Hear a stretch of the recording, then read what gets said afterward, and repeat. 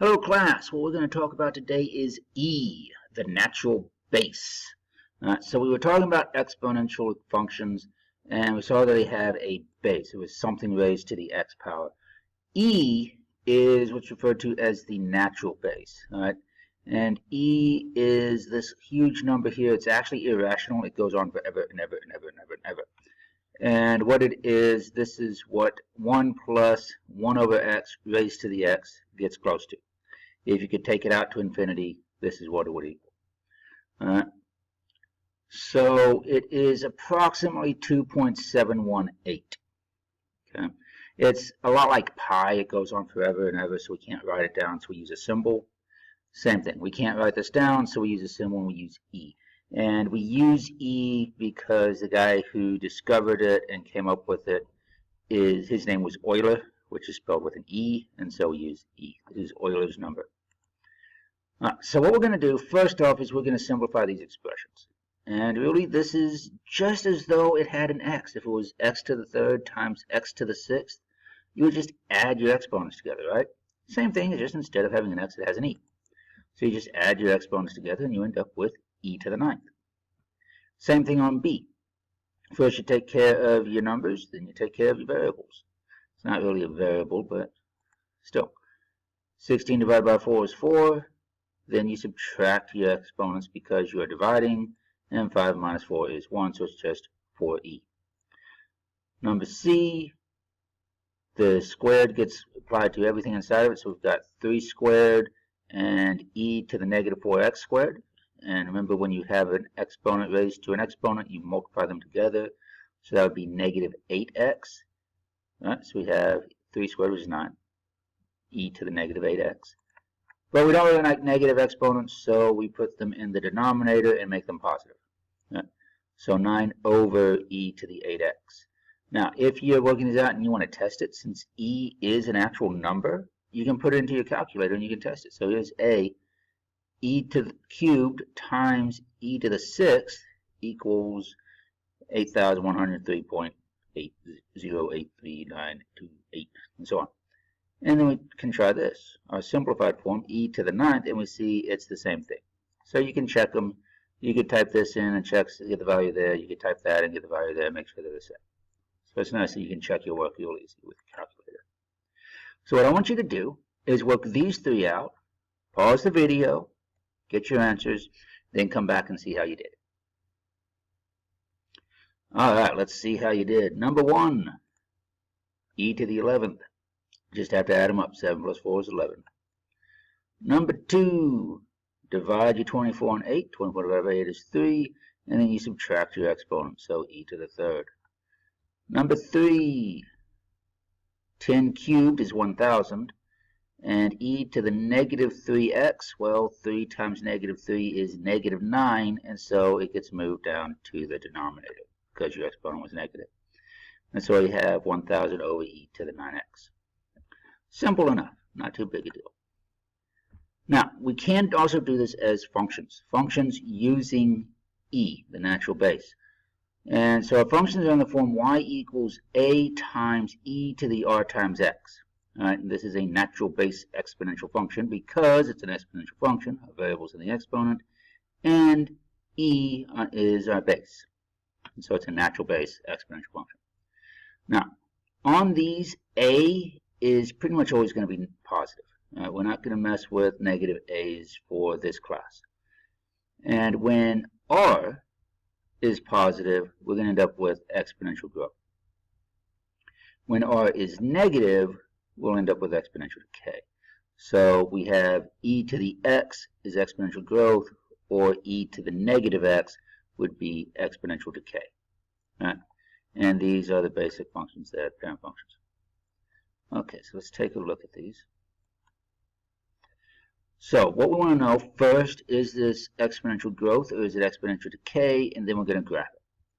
So take a look at a. We have 3, which we really don't care about in this situation. E to the x.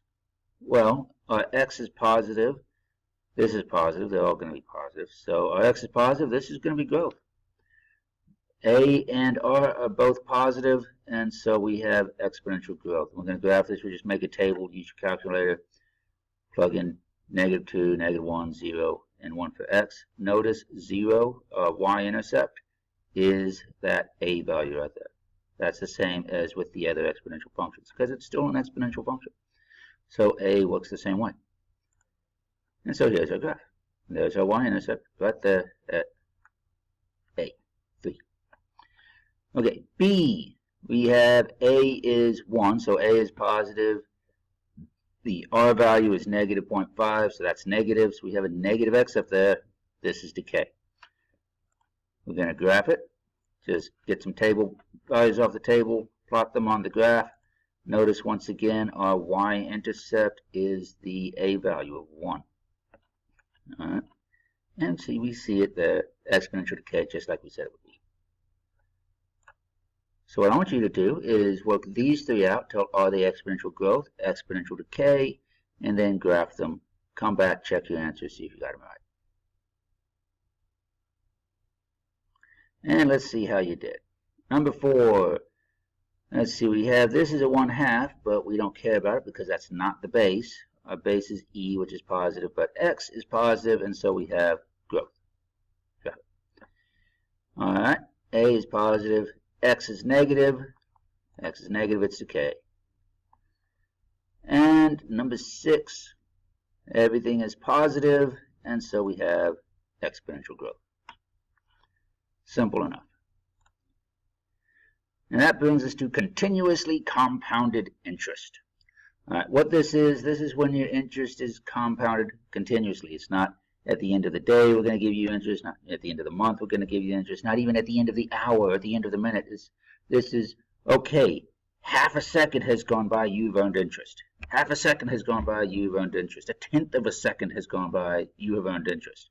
That's what this is. And it's really nice, and it also never happens in the real world. You never see it. But it is used for other things, and so that's right. Other things that do grow continuously are people, right? You don't go from being 2 foot tall when you're 2 years old, and then on your 3rd birthday you gain a foot.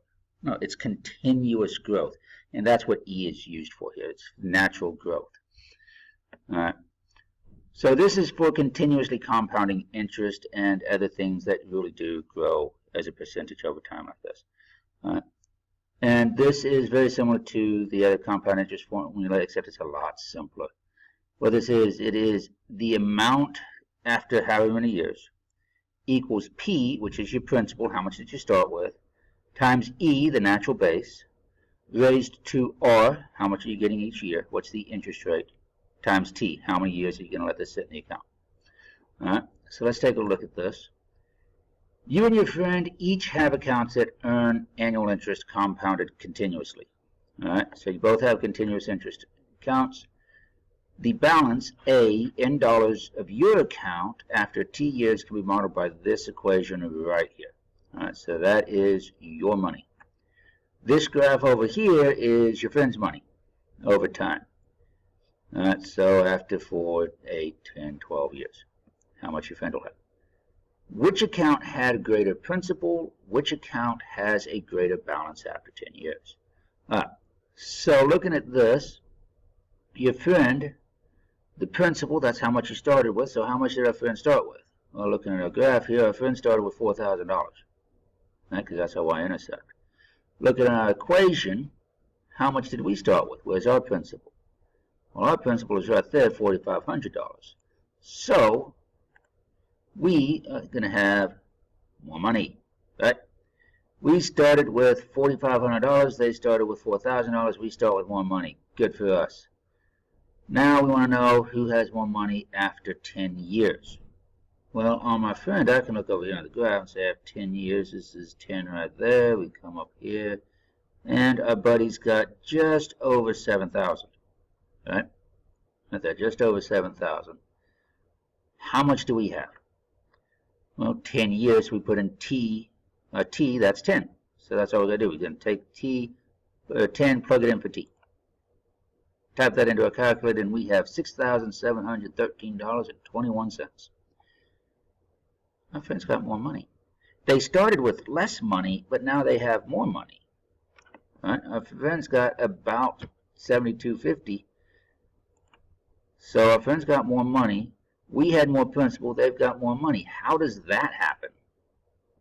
Well, the only way that could happen is if they have a higher interest rate, right? So what we can do is figure out a kind of how much their rate of return is. They should have a higher rate of return. So for us, in 10 years, we can just find the slope, right? A of 10, how much we have in 10 years minus the amount you started with, and divide by 10. Average return over 10 years gives us about $221 a year. Our buddy, we look over here, they've got about $72.50, started with 4,000, and they end up with about $325. So we see they have a higher return each year, and that's how they end up with more at the end. So what I want you to do is answer number 7 here. This will be our last one. Figure out how much money you will have after 10 years if you start with $42.50 and you get 5% each year. Alright, so hopefully you've got that worked out. Let's see how you did. You're just going to take this, plug it into the equation. So $42.50, that is your principal, times E, raised to R, 0.05, times 10. And it gives you this. Compare that with what you got in example 3. You've got $7,007.07, which is more than you started with, had on the first account, but it's still not as much as your buddy. So there it is. That is continuously compounding interest, and that is the natural base, which is E. Remember, E is not a variable, right? It's like pi. It's just a number that's too long to write down, and so we use a symbol for it. And it is approximately 2.71. Right? And there you go. Hopefully you found this useful, and we'll see you next time.